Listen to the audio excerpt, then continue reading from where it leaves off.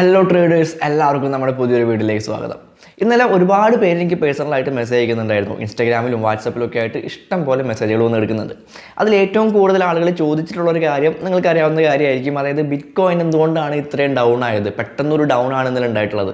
അപ്പോൾ ആ ഒരു സമയത്ത് ഒരുപാട് പേര് പാനിക് ആയിക്കൊണ്ട് എനിക്ക് മെസ്സേജ് അയച്ചിട്ടുണ്ടായിരുന്നു. എന്താണ് സംഭവിക്കുന്നത്, ഇനിയും താഴേക്ക് പോകുമോ എന്നൊക്കെ ചോദിച്ചുകൊണ്ട് ഒരുപാട് പേര് മെസ്സേജ് അയച്ചിട്ടുണ്ടായിരുന്നു. നമ്മൾ കഴിഞ്ഞ കുറേ ദിവസങ്ങളായിട്ട് കണ്ടിന്യൂസ് ആയിട്ട് തന്നെ വീഡിയോസ് ഇട്ട് പോകുന്നുണ്ട്. ആ വീഡിയോസിലെല്ലാം തന്നെ നമ്മൾ പറയുന്ന കാര്യമെന്ന് പറയുന്നത് ഒരു 20K മുതൽ 18K വരെയുള്ള ആ ഒരു പ്രൈസ് റേഞ്ചിലേക്ക് ബിറ്റ് കോയിൻ തീർച്ചയായിട്ടും ഇറങ്ങി വരാനായിട്ട് സാധ്യതയുണ്ട് എന്നുള്ള കാര്യങ്ങളാണ് നമ്മൾ എല്ലാ ദിവസവും പറഞ്ഞു പോയിക്കൊണ്ടിരിക്കുന്നത്. അപ്പോൾ ആ വീഡിയോസ് എല്ലാം കണ്ടിട്ടുള്ള ഒരാളാണ് എന്നുണ്ടെങ്കിൽ നമ്മൾ തീർച്ചയായിട്ടും ഈ ഒരു 18K എന്ന് പറയുന്ന പ്രൈസ് പ്രതീക്ഷിച്ചിട്ടുണ്ട്. ഞാൻ ബൈ ചെയ്യുകയാണ് എന്ന് പറഞ്ഞ് ചെയ്തിട്ടുള്ള വീഡിയോയിൽ ഞാൻ കൃത്യമായിട്ട് പറഞ്ഞിട്ടുണ്ടായിരുന്നു. 18K മുതൽ 20K വരെയുള്ള ആ ഒരു പ്രൈസ് റേഞ്ചിലാണ് ഏറ്റവും നല്ലൊരു ബൈയിങ് ഓപ്പർച്യൂണിറ്റി നമുക്ക് ഈ ഒരു മാർക്കറ്റ് ക്രാഷിൽ ഉള്ളത് എന്നുള്ള കാര്യങ്ങൾ പറഞ്ഞിട്ടുണ്ടായിരുന്നു. എന്ന് വിചാരിച്ചുകൊണ്ട് 18Kക്ക് താഴെ പ്രൈസ് പോകില്ല എന്നല്ല, അങ്ങനെ പോകാനും സാധ്യതയുണ്ട്. അപ്പോൾ അങ്ങനെ പോയി കഴിഞ്ഞിട്ടുണ്ടെങ്കിൽ ഏതൊക്കെ രീതിയിൽ നമുക്ക് ട്രേഡ് ചെയ്യാനായിട്ട് സാധ്യതകളുണ്ട് അല്ലെങ്കിൽ ഓപ്പർച്യൂണിറ്റീസ് ഉണ്ട് എന്നുള്ള കാര്യങ്ങൾ നമ്മൾ ഇന്നത്തെ ഈ ഒരു വീഡിയോയിൽ പറയുന്നതായിരിക്കും. ആൻഡ് എഥേറിയത്തിൻ്റെ കാര്യവും ഒരുപാട് പേര് ചോദിക്കുന്നുണ്ട്, ഒരുപാട് പേര് കമൻറ്റ് ചെയ്ത് ചോദിക്കുന്നുണ്ട്. അപ്പോൾ ഇന്നത്തെ വീഡിയോയിൽ നമ്മൾ ബിറ്റ് കോയിൻ്റെയും എഥേറിയത്തിൻ്റെയും വിശേഷങ്ങളായിരിക്കും പറയാനായിട്ട് പോകുന്നത്. ഏതൊക്കെ രീതിയിൽ എന്തൊക്കെ കാര്യങ്ങളാണ് ഇനി സംഭവിക്കാനായിട്ട് സാധ്യതയുള്ളത് എന്നുള്ള കാര്യങ്ങളെല്ലാം തന്നെ നമ്മൾ ഇന്ന് വിശദമായിട്ട് നോക്കുന്നതായിരിക്കും. ഒട്ടും തന്നെ സ്കിപ്പ് ചെയ്യാതെ കംപ്ലീറ്റ് ആയിട്ട് കാണാൻ ശ്രമിക്കുക.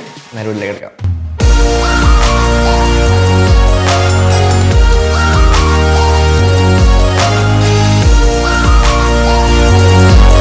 വീഡിയോയിലേക്ക് കിടക്കുന്നതിന് മുമ്പ് ചെറിയൊരു കാര്യം. ഇന്നത്തെ നമ്മുടെ വീഡിയോയ്ക്ക് ഒരു സ്പോൺസർ ഉണ്ട്. EPNS ആണ്, എഥേറിയം പുഷ് നോട്ടിഫിക്കേഷൻ സർവീസ് ആണ്.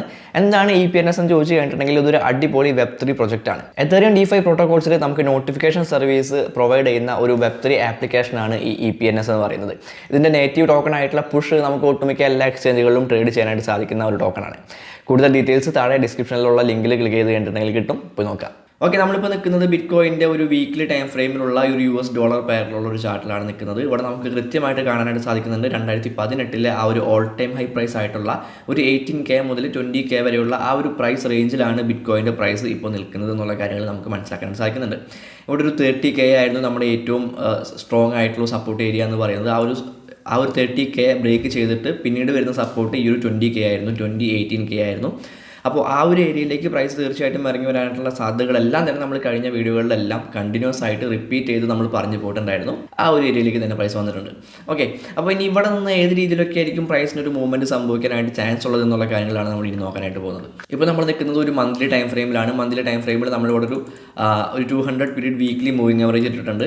നമുക്കറിയാം ഓരോ തവണ ഹിസ്റ്ററി നോക്കുകയാണെങ്കിൽ ഓരോ മാർക്കറ്റ് ക്രാഷിന് സമയത്തും ഈ ഒരു 200 പീരീഡ് മൂവിങ് ആവറേജിലേക്ക് പ്രൈസ് വന്നപ്പോഴെല്ലാം തന്നെ അതൊരു സപ്പോർട്ടായിട്ട് ആക്ട് ചെയ്തിട്ടായിരുന്നു പിന്നീട് പുതിയ ഒരു ബുൾ മാർക്കറ്റിലേക്ക് കടന്നിട്ടുള്ളത്.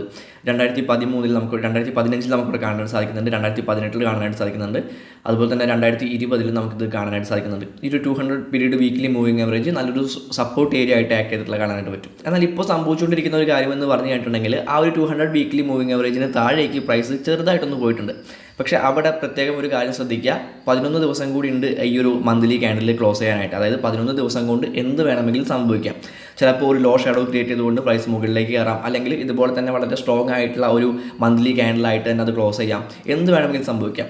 ഇപ്പോൾ ഇവിടെ നോക്കുകയാണെങ്കിൽ 2020 കാര്യം നോക്കുകയാണെന്നുണ്ടെങ്കിൽ ഇവിടെ വളരെ ശക്തമായിട്ടുള്ള ഒരു ലോ ഷാഡോ ക്രിയേറ്റ് ചെയ്തുകൊണ്ട് പ്രൈസ് ഈ 200 പീരീഡ് വീക്ക്ലി മൂവിങ് ആവറേജിന് മുകളിലായിട്ട് ക്ലോസ് ചെയ്തിട്ടുള്ള കാണാനായിട്ട് പറ്റും. അതിനുശേഷം പിന്നീട് സംഭവിച്ചിട്ടുള്ളത് ഒരു പുതിയ ഓൾ ടൈം ഹൈ ക്രിയേറ്റ് ചെയ്യുന്ന രീതിയിലുള്ള ഒരു മൂവ്മെൻ്റ് ആണ് ബിറ്റ് കോയിൻ്റെ കാര്യത്തിൽ സംഭവിച്ചിട്ടുള്ളത്. അപ്പോൾ ഇവിടെ നോക്കുകയാണ് എന്നുണ്ടെങ്കിൽ നമുക്ക് കാണാനായിട്ട് സാധിക്കുന്നത്, ഓൾറെഡി നമ്മൾ പറഞ്ഞു കഴിഞ്ഞു 2018 ആ ഒരു ഓൾ ടൈം ഹൈ പ്രൈസിലാണ് ബിറ്റ് കോയിൻ നിൽക്കുന്നത് എന്നുള്ള കാര്യങ്ങൾ നമ്മൾ പറഞ്ഞു കഴിഞ്ഞു. സോ ഇവിടെ നിന്ന് നമുക്കൊരു ലോ ഷാഡോ ക്രിയേറ്റ് ചെയ്തുകൊണ്ട് പ്രൈസ് മുകളിലേക്ക് കയറാനായിട്ടുള്ള സാധ്യതകൾ നമുക്ക് തള്ളിക്കളയാനായിട്ട് സാധിക്കില്ല. എന്നാൽ വളരെ ശക്തമായിട്ടുള്ള ഒരു ഡൗൺ ട്രെൻഡിലാണ് പ്രൈസ് നിൽക്കുന്നത് എന്നുള്ളത് കൊണ്ട് തന്നെ പ്രൈസ് ഇനിയും താഴേക്ക് പോകില്ല എന്ന് നമുക്ക് പറയാനായിട്ട് പറ്റില്ല. ഓക്കെ, അപ്പോൾ മന്ത്ലി ടൈം ഫ്രെയിമിൽ നമ്മൾ ഈ ഒരു ഓൾ ടൈം ഹൈ പ്രൈസിലെ ഈ ഒരു ഷാഡോസ് എല്ലാം കൺസിഡർ ചെയ്തുകൊണ്ട് നമ്മളൊരു ഏരിയ നോക്കുകയാണ് എന്നുണ്ടെങ്കിൽ നമുക്ക് ഈ ഒരു 20K മുതൽ ഈ ഒരു 13K വരെയുള്ള ഒരു ഏരിയ നമുക്ക് എടുക്കാനായിട്ട് പറ്റും. കൃത്യമായിട്ട് നമുക്കിതാ ഞാനൊന്ന് ഹൈലൈറ്റ് ചെയ്ത് കാണിക്കുന്നുണ്ട്. ഈ ഒരു ഏരിയ നമുക്ക് മന്ത്ലി ടൈം ഫ്രെയിമിൽ നോക്കുമ്പോൾ ഒരു ഓൾ ടൈം ഹൈ പ്രൈസിൽ ബിറ്റ് കോയിൻ്റെ പ്രൈസ് 2018 ഒരു ഓൾ ടൈം ഹൈ പ്രൈസ് ആയിട്ട് ആക്ട് ചെയ്തിട്ടുള്ള ഒരു ഏരിയ, പ്രൈസ് അല്ല ഞാൻ പറയുന്നത്, ഒരു ഏരിയ നമുക്കിവിടെ കൃത്യമായിട്ട് കാണാൻ സാധിക്കുന്നുണ്ട്. അപ്പോൾ എൻ്റെ ഒരു അഭിപ്രായത്തിൽ അല്ലെങ്കിൽ ഞാൻ ചെയ്യാൻ പോകുന്ന കാര്യം എന്താണെന്ന് ചോദിച്ചു കഴിഞ്ഞിട്ടുണ്ടെങ്കിൽ ഈ ഒരു 20K മുതൽ 18K വരെയുള്ള ഒരു ഏരിയ ആയിരുന്നു ഞാൻ നല്ല ബൈ ചെയ്യാനായിട്ട് നല്ല ഓപ്പർച്യൂണിറ്റീസ് ഞാൻ പറഞ്ഞിട്ടുണ്ടായിരുന്നു. എന്നാൽ നമുക്ക് മന്ത്ലി ടൈം ഫ്രെയിമിൽ നോക്കുമ്പോൾ നമ്മൾ കുറച്ചുകൂടി ഒരു ലോങ് ടൈം ആയിട്ടുള്ള കാര്യങ്ങൾ നോക്കുമ്പോൾ ഈ 20K മുതൽ നമ്മളിപ്പോൾ കണ്ടിട്ടുള്ള ഈ ഒരു 13K വരെയുള്ള ഏരിയ നമുക്ക് ഇഷ്ടം പോലെ ബൈ ചെയ്യാനായിട്ട് സാധിക്കുന്ന ഒരു ഏരിയ ആണ്. ഇപ്പോൾ എൻ്റെ കാര്യം നോക്കുകയാണെങ്കിൽ ഞാൻ ഡെയിലി ട്രേഡ് ചെയ്യുന്ന എല്ലാ ദിവസവും ട്രേഡ് ചെയ്യാറില്ല എന്നുണ്ടെങ്കിൽ പോലും ഒട്ടുമിക്ക എല്ലാ ദിവസങ്ങളിലും ട്രേഡ്സ് എടുക്കുന്ന ആളാണ്. അപ്പോൾ അതുകൊണ്ട് തന്നെ എനിക്ക് ആ രീതിയിൽ ഞാൻ ട്രേഡ് ചെയ്ത് കിട്ടുന്ന പ്രോഫിറ്റ് എനിക്ക് വേണമെങ്കിൽ ഈ ഒരു ഏരിയയിൽ ബിറ്റ്കോയിനിൽ ലോങ് ടൈമിലേക്ക് ഇൻവെസ്റ്റ് ചെയ്യാനായിട്ട് സാധിക്കും.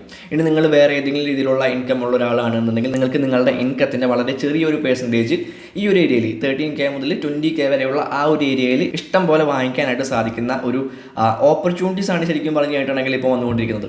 ഓരോ മാർക്കറ്റ് ക്രാഷുകളും ഓപ്പർച്യൂണിറ്റീസ് ആയിട്ട് കാണാനാണ് എനിക്കിഷ്ടം. അതായത് നമ്മൾ നല്ല ഫണ്ടമെൻ്റലി സ്ട്രോങ് ആണ് അല്ലെങ്കിൽ ഒരു ഫ്യൂച്ചർ ഉണ്ട് നമ്മൾ വിചാരിക്കുന്ന പ്രൊജക്റ്റുകളെല്ലാം തന്നെ നമുക്ക് വളരെ ചെറിയ എമൗണ്ടിന് ചെറിയ ഒരു ഡിസ്കൗണ്ട് പ്രൈസിന് നമുക്ക് വാങ്ങിക്കാനായിട്ട് സാധിക്കുന്ന അവസരങ്ങളാണ് ഓരോ മാർക്കറ്റ് ക്രാഷും.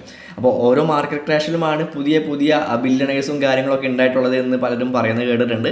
തീർച്ചയായിട്ടും അത് ശരിയാണ് എന്ന് എനിക്ക് തോന്നിയിട്ടുണ്ട്. കാരണം ഓരോ മാർക്കറ്റ് ക്രാഷ് സമയത്ത് നമുക്ക് നല്ല രീതിയിലുള്ള ക്വാണ്ടിറ്റീസ് ബൈ ചെയ്യാനായിട്ട് സാധിക്കും.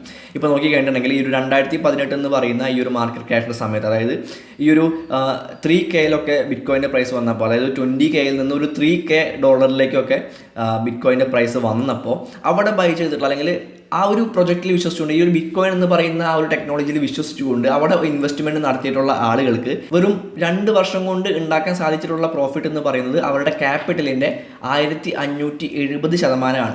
അപ്പോൾ എത്ര ഇരട്ടി അവർക്ക് അതിൽ ഉണ്ടാക്കാനായിട്ട് സാധിച്ചിട്ടുണ്ട്, അല്ലെങ്കിൽ ഈ ഒരു ബിറ്റ്കോയിനിൽ ട്രസ്റ്റ് ചെയ്തുകൊണ്ട് അവർക്ക് എത്ര ഇരട്ടി പ്രോഫിറ്റ് ഉണ്ടാക്കാനായിട്ട് സാധിച്ചിട്ടുണ്ട് എന്നുള്ള കാര്യങ്ങൾ നമുക്ക് കൃത്യമായിട്ട് ബിറ്റ്കോയിൻ്റെ ചാർട്ടിൽ നിന്ന് മനസ്സിലാക്കാൻ സാധിക്കുന്നുണ്ട്.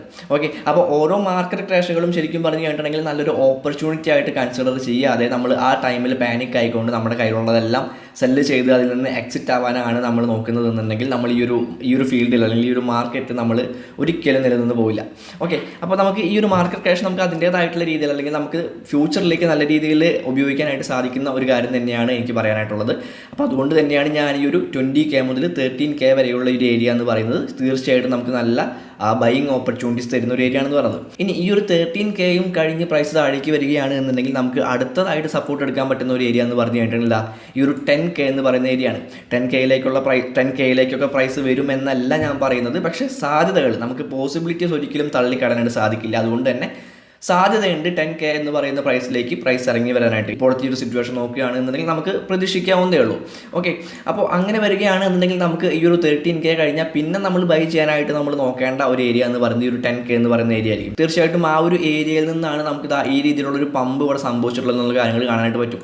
ഈ രീതിയിൽ പ്രൈസ് നല്ല രീതിയിൽ മുകളിലേക്ക് പോകാനായിട്ട് കാരണമായിട്ടുള്ള അല്ലെങ്കിൽ അവിടെ നിന്നാണ് ഏറ്റവും കൂടുതൽ ബയ്യേഴ്സ് വന്നിട്ടുള്ളത് എന്നുള്ള കാര്യങ്ങൾ നമുക്ക് കാണാനായിട്ട് പറ്റും. അപ്പോൾ തീർച്ചയായിട്ടും 10K എന്ന് പറയുന്നത് വളരെ ഗംഭീരമായിട്ടുള്ള ഒരു ബൈയിങ് ഓപ്പർച്യൂണിറ്റി നമുക്ക് തരുന്ന ഒരു ഏരിയ ആണ്. നമുക്ക് ഉറപ്പായിട്ടും 10K എന്ന് പറയുന്ന ആ ഒരു പ്രൈസിലേക്ക് ബിറ്റ്കോയിൻ്റെ പ്രൈസ് പോകുമെന്ന് നമുക്ക് ഉറപ്പ് പറയാനായിട്ട് സാധിക്കാത്തത് കൊണ്ടും ഈ ഒരു 18K മുതൽ 20K വരെയുള്ള അല്ലെങ്കിൽ ഇപ്പോൾ നമ്മൾ മന്ത്ലി ടൈം ഫ്രെയിമിൽ കണ്ടിട്ടുള്ള ഈ ഒരു 13K മുതൽ 20K വരെയുള്ള ആ ഒരു ഏരിയ 2018 ഒരു ഓൾ ടൈം ഹൈ പ്രൈസ് ആയിട്ട് ആക്ട് ചെയ്തിട്ടുള്ള ഒരു ഏരിയ ആയതുകൊണ്ടും നമുക്ക് നിലവിൽ നല്ല രീതിയിലുള്ള ബൈയിങ് ഓപ്പർച്യൂണിറ്റീസ് ഉണ്ട്. ഇനി ഇപ്പോഴത്തെ ഈ ഒരു ലെവലും ബ്രേക്ക് ചെയ്ത് 10Kയിലേക്ക് പോയി കഴിഞ്ഞിട്ടുണ്ടെങ്കിൽ അവിടെ നമുക്ക് അതിനേക്കാളും വലിയ ബൈയിങ് ഓപ്പർച്യൂണിറ്റി ഉണ്ട്. അപ്പോൾ ഇനിയുള്ള ദിവസങ്ങളിൽ നമുക്ക് ഒരുപാട് ബിറ്റ്കോയിൻ ചെറിയ എമൗണ്ടിന് വാങ്ങി ഹോൾഡ് ചെയ്യാനായിട്ടുള്ള അവസരങ്ങളാണ് വന്നുകൊണ്ടിരിക്കുന്നത്. സോ ലോങ് ടൈം ഇൻവെസ്റ്റ്മെൻറ്റ് നോക്കുന്ന ആളുകൾക്ക് തീർച്ചയായിട്ടും ഗംഭീരമായിട്ടുള്ള അല്ലെങ്കിൽ പുതിയതായിട്ട് ആളുകൾക്ക് എൻ്റർ ചെയ്യാനായിട്ട് ക്രിപ്റ്റോ മാർക്കറ്റിലേക്ക് എൻ്റർ ചെയ്യാനായിട്ട് ഏറ്റവും നല്ല ഒരു സമയമാണ് ഈ മാർക്കറ്റ് ക്രാഷ് അല്ലെങ്കിൽ ഇനിയുള്ള ദിവസങ്ങൾ എന്നാണ് എൻ്റെ ഒരു അഭിപ്രായം.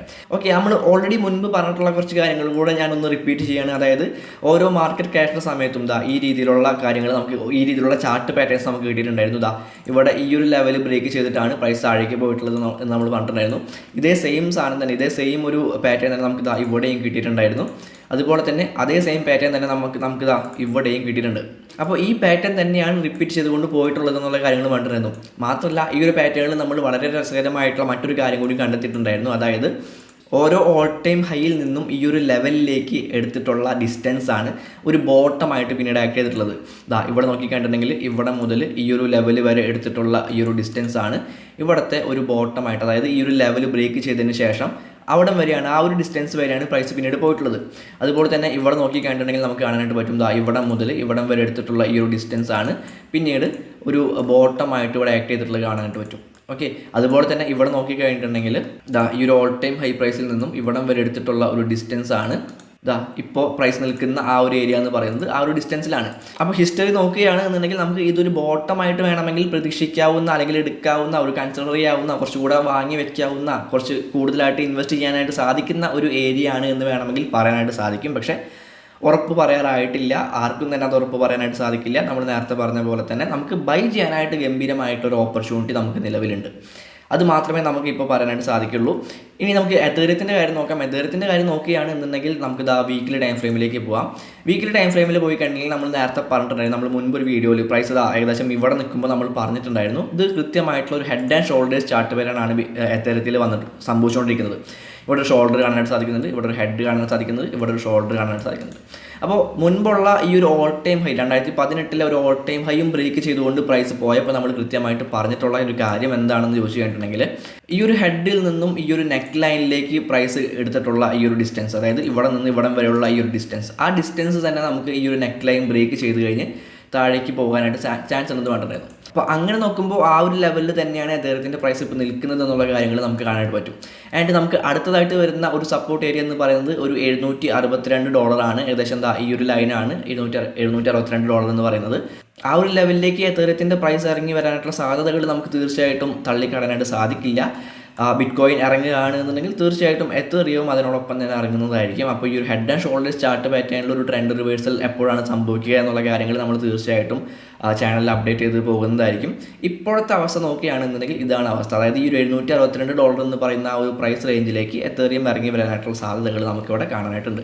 ഓക്കെ, അപ്പോൾ ഇപ്പോൾ ഉള്ള പ്രൈസിൽ നിന്ന് ഈ ഒരു $762 എന്ന് പറഞ്ഞു കഴിഞ്ഞിട്ടുണ്ടെങ്കിൽ ഏകദേശം ഒരു 20% ഇനിയും എതേറിയം താഴാനായിട്ട് സാധ്യതയുണ്ട് എന്നാണ് എനിക്ക് തോന്നുന്നത്.